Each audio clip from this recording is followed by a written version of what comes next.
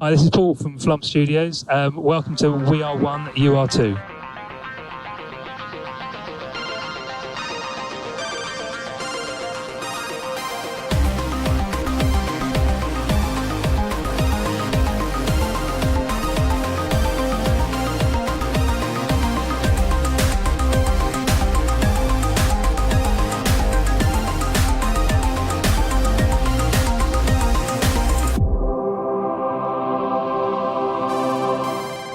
Hello, everyone. Welcome to another episode of We Are One, You Are Two, a PlayStation video game podcast. I am your host, as always, Robert Fanzo, flying solo today for this episode. This is episode 51, and we're going to do something a little bit different, as we always do from week to week or time to time. We're going to go ahead and have an indie interview. This week, a little bit different. We have Paul from Flump Studios over in the UK joining us. Now, Paul has been in the industry for about a decade. And he's going to talk to us a little bit about his experience over that decade of making indie games and how he can continue to thrive on the audience that he builds up. We're going to talk a little bit about shmups, shoot 'em ups for the layman, a couple other inside industry pieces of information. So stay tuned. But before we get to the interview, I'll let you in on a little secret. We lost the first 5 minutes of audio, and we apologize about that. We were just warming up, so, it's okay. I promise you didn't miss the good stuff. We're going to listen to it right now. And maybe on your own time, you can ask them about how Flump Studios got started, at least with the name, because that's what we covered in the first 5 minutes. Go ahead, hit them up on social media after the interview. Ask them how it got started. So my apologies, but enjoy the interview. Without further ado, let's go ahead and get him in and talking.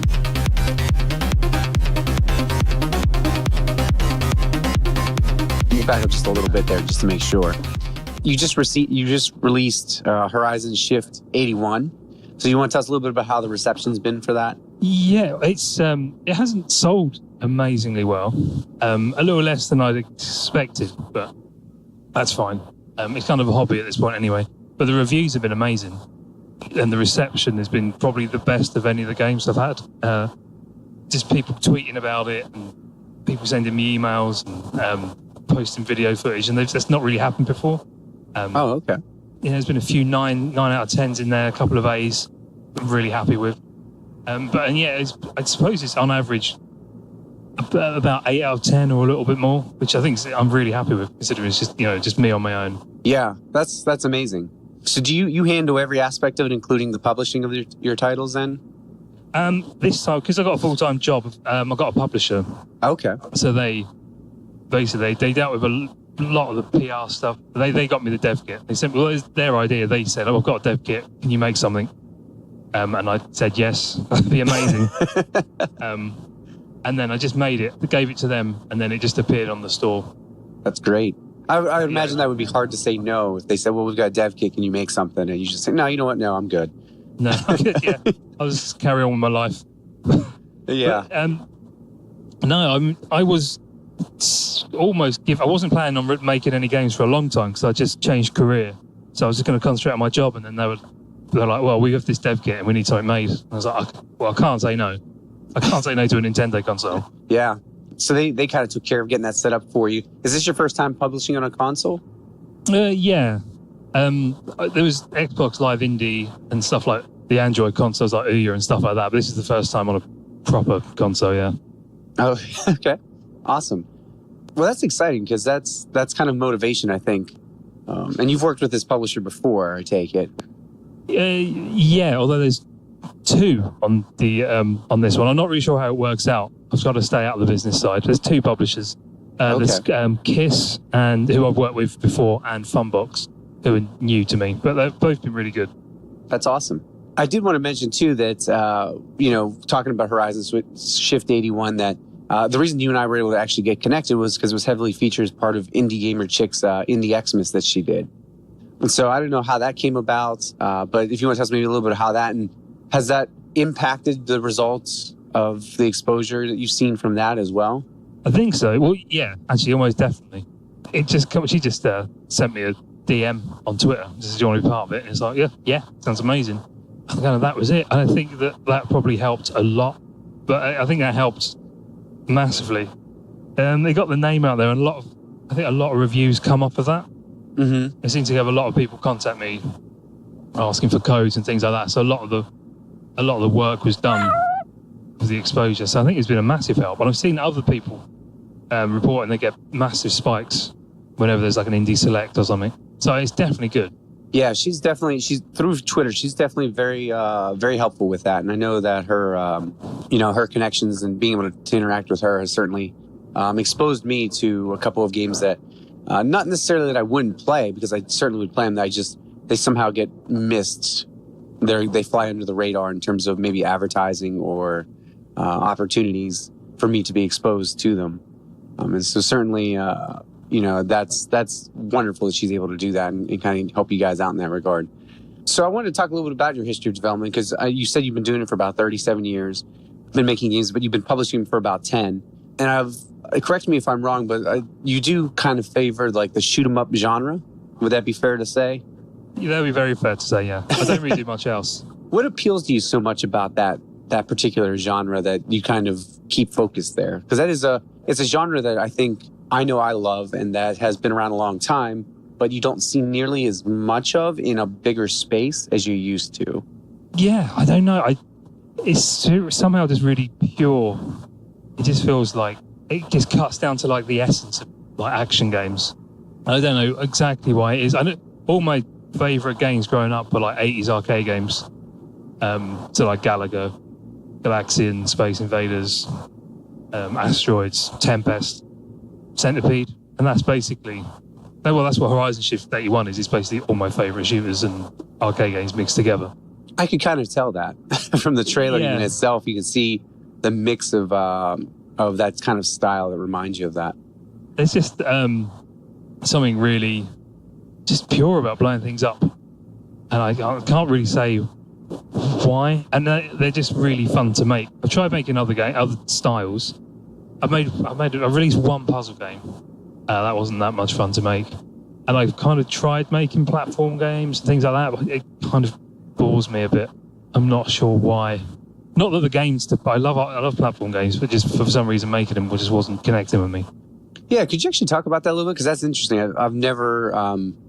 we've talked to several devs here on the podcast, and no one's ever kind of admitted that making a certain type of game is boring. But I'm kind of curious, like, what do you think it is about making shoot 'em ups that appeals to you? Because you're right, it is pure essence of kind of what a game is, with the arcadiness of it, the just pure gameplay of it. But on the development side of making it, what appeals to you so much about it that you prefer it over like platformers or the other ones that you've tried to make, the puzzle games? Yeah, I think it's the same kind of thing. It's really quick to get something on the screen and working.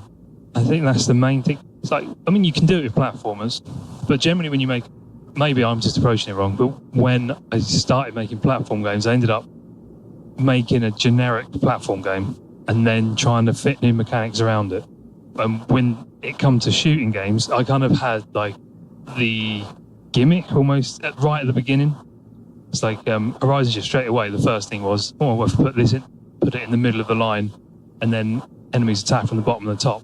And it just straight away, all it was right at the beginning was just asteroids coming from the top and bottom, and you were in the middle, and that just worked. I was like, straight away you can see it was going to work, and just built a game around it. Whereas when I started trying to make platform games and a couple of racing games, I ended up just making these generic games and then trying to retrofit a gimmick into it, and it just didn't feel right. When you're talking about gimmick, do you feel like you have to have maybe like a gimmick in each game? Yeah, I don't like the word gimmick, but yeah, something... yeah, it's a weird word. That's why I was asking. Yeah. It's kind of got a negative connotation, but it's not really a negative thing. It depends. I mean, if it's like, you can have really gimmicky things. Right. But if you base the whole gameplay around it, I don't think it's a gimmick. But yeah, it has to be worth making, because if someone's made Galaga, if you make Galaga again, then why would you bother? That's true. Yeah, it just feels like it needs to be a reason to make it. Yeah, and I appreciate you saying that, because gimmick does have that negative connotation, but it doesn't have to be negative. It just has to be something that maybe makes your game what it is, right? Yeah. So you do stick with the shoot 'em up genre a lot, and we've kind of covered that. And it sounds like you were at least willing to take risks from game to game in terms of genre, and it just didn't work out. You prefer the shoot 'em up, but within even your preferred style of making, are there risks that you're willing to take from game to game to kind of go, okay, I did this with Horizon Shift 81, I'll do this with the next one, or I did this with Bounce and Blast, and so before you made Horizon Shift, you kind of thought, well, I'm going to do this time around. Yeah, I think if you're doing anything new, it's going to have some kind of risk, especially because what I find really hard is, say, you trying a new gameplay mechanic out, say like Horizon Shift shooting upside down or jumping upside down. That's really weird when you first play it, but when you're developing it, after about a week, you're so used to it, you assume everyone's going to be able to do it. That makes sense. It's the same with, say, Hyper Bounce Blast, the same. That was probably the biggest risk, because a lot of it, I think a lot of Hyper Bounce Blast hadn't really been done before, where you're bouncing on certain enemies and then you can't be hurt. So then you've got all this time where you're invincible, and then you're only not invincible on the floor. So that was a big risk, because if someone's amazing at platform games, they might find it too easy. And if someone's terrible at platform games, they're going to find it too hard. So that was kind of a risk. It seemed to have worked. I think it got really good reviews. People seem to like it. But yeah, every game, as long as you're trying something new, seems to have some kind of risk. Awesome. Yeah, that's it's an interesting approach. Now, do you ever find that there's stuff that you look at and you go, you know what, I'm going to keep that and utilize that next go around, so that, because I know a lot of times when people get into a mode of developing something or making something too, you, like you say, you assume other people are going to be able to do it, and you really tend to start to enjoy that mechanic. Is there anything that you've hung on to, you'd say, consistently throughout your development time of the games you've sold over the last 10 years that you've said, you know what, I really want to continue to incorporate this in some way? Yeah, small stuff, like the way the levels are structured, it seems to be quite similar in my games. So you start with really short levels, and then you get a percent longer every time, or through phases. Not a lot of games seem to do that. They seem to have set level lengths, or you destroy a certain amount of enemies. But I found it really good to have like 5 really short levels, so people can get into it, and then you just see they actually move on to something new, and then that kind of draws them in a bit. You don't really want a lengthy, boring bit at the beginning, because then you can be switched off straight away. And then on the next phase, slowly make it slightly longer, and then also that gives you a nice way of increasing the difficulty as well. So you've got longer to go until you hit checkpoints and things like that. And that's one thing I've kept, and it seems to work really well. Other than that, I don't know. I think a lot of the other stuff's just, it's kind of made up on the spot. Awesome. Now, do you also pay attention to, as you're designing these and as you're going through the creative process, do you kind of pay attention to either the indie gaming landscape or even the AAA landscape for gaming? I try to keep it separate, so I ignore what everyone else is doing, especially with indies. I play a lot of indie games, but I don't think about what they're doing, because otherwise that ruins it. Okay. There's so many good indies out there. If I was like, I'm not as good as them, I'd never release a game. It's just so many insanely good games that I still play them and appreciate them, but I try not to think how they're made and like compare them to what I'm doing, because otherwise I wouldn't release anything, because I think I'm not good enough. AAA is all off Sony. It's the same as films. It's on its own level, so that doesn't influence me at all. Okay, I was just kind of curious. And so you play a lot of indie games. You play AAA as well, then I take it on occasion? Yeah, I've got less time now because I've got a couple of kids, and AAAs tend to take up more time. Yeah, it does. Yeah, I still play AAA games, but less, because they tend to be longer and I don't really have the time. But stuff like Forza Horizon is perfect, because I can just jump in, have a few races, and then jump out. Yeah, that is something that I've noticed. That I have kind of lamented over the last couple of years, is that AAA games are getting larger and more beautiful, but then I'm also having less time to actually enjoy them. So indie games have kind of been my focus the last 2 years for that reason, because you're right, you can kind of pick them up. I can finish 3 indie games in the time that I can get through the prologue of a AAA game sometimes. Yeah, that's exactly it. They seem to be filling that space as AAAs get bigger and longer. Indies are like picking up the place and like filling in for the smaller, quicker games, which is perfect for me. Yeah, absolutely. You've been around the industry a long time. I've been making them since you were young. You've been selling them for a decade. what would you say is probably the most valuable lesson you've learned along the way that you would think would be important to convey to either the audience that plays your games or to even like younger developers that are out there? Oh, that's a good question. Yeah, I suppose the biggest thing I've learned is just keep going. I think that's it. It's like I think the first game I released, you get some like negative feedback and you just want to give up.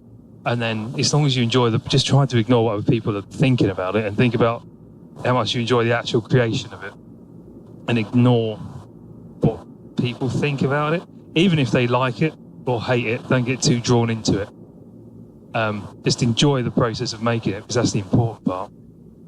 So that's what I think from a dev point of view. I don't know about from playing it point of view. Like from consumer point of view, I don't know. But from a dev point of view, just ignore what everyone's doing or what everyone thinks of your game. And I think that's probably the biggest lesson I've learned is just try to ignore people. I imagine it's probably also the hardest thing to do too, because you spend that time putting into it and developing it, and you really want to see people enjoying it. And so I imagine it's probably hard too to ignore what other people are doing or ignore what other people say at the same time, because you're wanting so much of that feedback or to kind of be aware of what's going on around you as well. Yeah, it is tough. But yeah, as long as you can take the feedback and use it constructively. If someone's like, "Oh, your game's just awful. I hate your game's awful. It's terrible. This is wrong. It's too old school. It's too ugly." You can ignore that. It's kind of pointless. And then on the other side, if someone's like, "Oh my god, it's amazing. You're like the best dev. This game's," ignore that as well. You're not. But if someone's like, the game's good, but you can't jump high enough, or it's running slow, or this feels like this doesn't feel right. You need to take that on board because that's an education. But yeah, I think just don't ignore like the bullshit people tell you, whether it's good bullshit or bad bullshit. Yeah, there's certainly not a shortage of that around the internet. So it's not like not like you'll never get feedback on anything. No, yeah, true. It almost makes me wonder what devs did before the internet. I guess you had to wait for magazines to actually give you feedback, or handwritten letters, but it has been awful. So I guess to kind of start to wrap things up, the other thing I wanted to ask you, is I see, and I particularly see this more on Twitter, probably because that's where I live, but I do see a lot of Twitter comments will find devs from time to time sharing either absurd development stories or funny insights, moments to kind of give us a sense of some of the wacky stuff that might have happened during development. Do you have any kind of bizarre stories that you can think of, or any weird things that have happened to you during the development of your games that just kind of you look back and you kind of chuckle at it, or maybe even something that after you released it you realized maybe that you had missed during the process of getting it ready? This is going to be really boring, but I can't think of anything. Because it's just me, pretty much. Right, yeah. And so, it's not like you have a team where somebody screwed up a line of code and no one else saw it. But I didn't know if there was anything that afterwards you looked at and you're like, "Oh, yeah, didn't foresee that coming," or, because players, I think, often tend to find ways to break or do things in a game that a developer did not necessarily intend. Because like you talked about, when you work with it for so long, you just assume everybody either can do it or everybody's going to do it this way. And then you put it out there and it becomes a very different beast. Yeah, that's true. Yeah, that's what. But even then, the kind of boring things like, "Oh, this here's a bug," and then you fix it, and it goes away. I'm trying to think of. On the last game on Horizon Shift 81, it got pulled from the European store for blasphemy. I suppose because we left a dam in there. On one of the tutorials, it's like, "Damn, it's getting busy now," or something like that. And in Russia, that's like a no, you can't do that. So that really? It pushed the game from age 3 up to 16. Oh, wow. It had that. Yeah. And I was like, "Oh, okay. That's brilliant." So I got pulled for like a week. Then right in the middle of the where all the reviews are coming in, that's when it got pulled. Oh, wow. So that's an important lesson for anyone who's making games for Europe. Don't put damn in there. Well, no, that's funny. That's the censorship thing, because that seems to be a big thing people complain about in America with games. Or there's some concern right now with Sony censoring games. And some of the stories I hear about some of the odd stuff that gets censored in other countries as well. That's a perfect example of just how different things are from country to country. It's so hard to tell. Like, I think it's China. You can't have skulls. Oh, okay. I don't know if it's completely banned or it pushes it to something like a really high rating. But a few devs have mentioned you can't have skulls in there. Yeah, I believe that. We had Oscar Britton on. He talked about the one character, you could see his backside, and they had to draw underwear on him for somewhere that they were releasing because it put it up to like an M rating. That's and crazy. It was almost unacceptable because the guy, even though it's like, it's really simple graphical art style, the implication of a butt was too much to handle. It's just people fainting at the sight of it. Yeah. So that's interesting about the damn part because, it's not something you would think of. No, not at all. Didn't get much feedback. It's just like, they hardly gave any feedback at all. It's just like, there's swear words in here. You need to get rid of them or change the age rate. It's like, where? There's a swear word. Also, I think they mentioned that it had abstract violence as well, which I thought was interesting. Like, literally pixels. Abstract violence. Yeah, I know, but then surely Mario's got the same problem. Well, Mario's even worse. Yeah, because there's no abstract about it. You know exactly what you're killing. Those Goombas are dead. Oh, that's good. So, Paul, if you just to wrap things up, if you want to tell us a little bit about where people can find you, social media-wise or website-wise, if you want to talk a little bit about anything related to the game, where they can find it and things like that as well, that would be great. So I'm pretty much just on Twitter now for Flump Studios. So it's just at Flump Studios. So that's pretty much where you'll find me. And the game's on the Switch, so just look for it on the eShop. And then my old games, if you're interested, are on Steam. There's like a Flump Studios collection, which is pretty cheap now. But other than that, I think that's it. I've got a website, flumpstudios.co.uk, but there's not much on there. There is one thing on there. There's the Atari 2600 version of Horizon Shifts on there for a free download. Oh, that's awesome. If anyone cares. I had an Atari 2600 back in the day, so I certainly care. I thoroughly enjoyed that. I thoroughly enjoyed that console. That was probably my first one growing up, I think. Yeah, same here. Definitely shaped my my interest in gaming. Yeah, same. I still play mine now and again. Yeah, I would too if mine works. I can't tell what it is. It might be the cartridges, or it might be the slot that you plug them into. But something doesn't quite line up all the time, so that's a shame. Paul, thanks for joining us. And I have to ask, because we are normally a PlayStation podcast, I do have to ask, do you any hopes or goals in the future to bring any of your games over to like the PlayStation consoles again, or even Xbox? Yeah, definitely. The Horizon Shift 81 is almost definitely coming to the PlayStation at some point. So I've got a dev kit sitting next to me, and I'm officially a PlayStation partner. I just need to find the time to get the port sorted. But yeah, hopefully it will be at some point this year. I just can't tell you when, and maybe a Vita version. Okay, that's awesome. Yeah, I'm excited about that. I still play games on PC when I can, but that's my co-host and I, our main, vice there is PlayStation. So that's great to hear. Well, again, Paul, thanks for joining us. Thanks for hanging out with us today, and being able to talk to us a little bit about your experience as a dev. Thanks for having me. It's been awesome. Thank you. Thanks for stopping by, and until next time, continue to game on.